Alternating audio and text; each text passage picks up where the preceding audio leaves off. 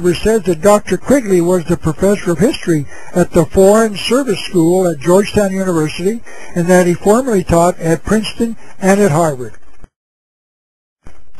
Dr. Quigley received his PhD from Harvard as well. So Dr. Quigley is what you would call a liberal establishment professor. Now let's see what Dr. Quigley taught young Bill Clinton in his book entitled Tragedy and Hope. This is taken from page 950 of that book. There does exist and has existed for a generation, meaning back to around 1920, an international Anglophile network which operates, and by the way, the word Anglophile means primarily English, to some extent in the way the radical right believes the Communist Act. In fact, this network, which we may identify as the roundtable groups, has no aversion to cooperating with the communists or any other group, and frequently does so. I know of the operations of this network because I studied it for 20 years, meaning back to just after World War II, and was permitted for 2 years in the early 1960s to examine its papers and secret records. And listen now to this incredible confession of Dr. Kel Quigley. I have no aversion to it,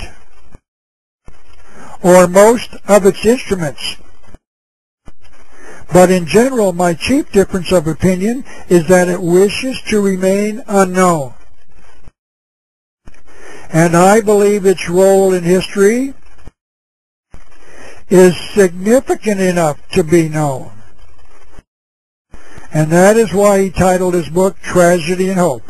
It is a tragedy that this network is hiding itself from the view of the public, but that they are the hope of the world. Now that is an absolutely staggering statement.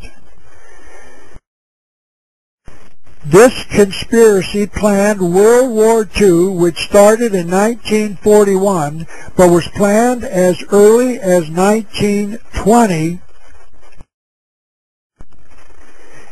and it murdered 53 million people because this network that started the war after the plans made in 1920 wanted to create the United Nations. And Dr. Quigley has no aversion to that.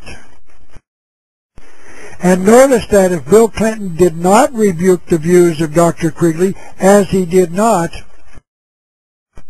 that means that Bill Clinton also has no aversion to the murder of 53 million people to give the people of the world the United Nations.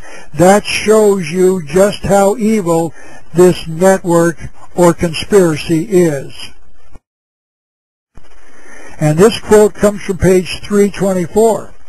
The powers of financial capitalism had another far-reaching aim,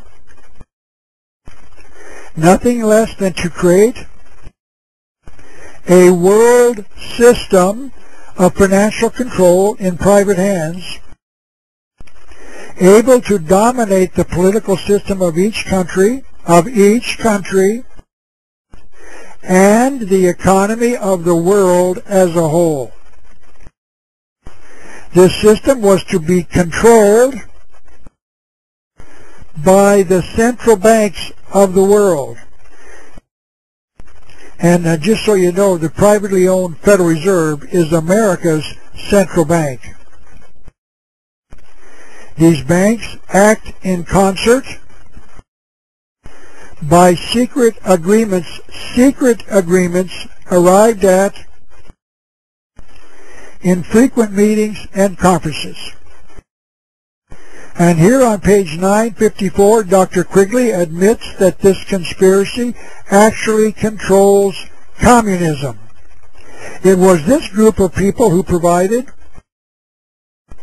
much of the framework and influence which the communist sympathizers and fellow travelers took over in the United States in the 1930s.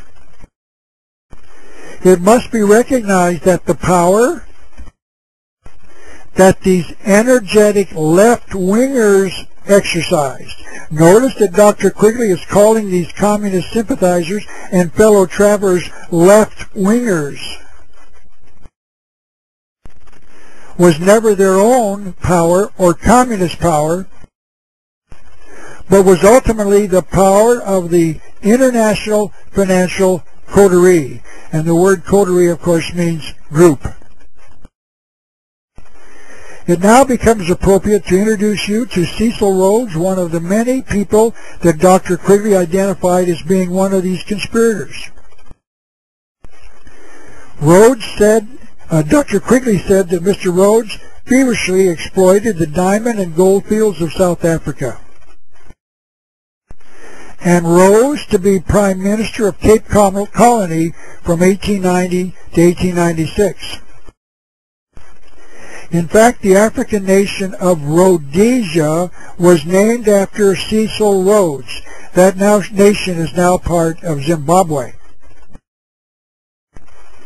In the middle 1890s, Rhodes had a personal income which was spent so freely for his mysterious purposes. These purposes centered on his desire to bring all the habitable portions of the world under their control. For this purpose, Rhodes left part of his great fortune to found the Rhodes Scholarships at Oxford University. So where did Bill Clinton go after graduation from Georgetown in 1968? This is page 36 of the U.S. News and World Report article, once again, and it shows that from 1968 to 1970, Bill Clinton was at Oxford studying as a Rhodes Scholar. Dr. Quigley then explained on page 582 what the Rhodes Scholarships organization did in America. They set up a Council on Foreign Relations in New York called the CFR. And then on page 950, Quigley taught Clinton this. The American branch of this organization, meaning the CFR, has played a very significant role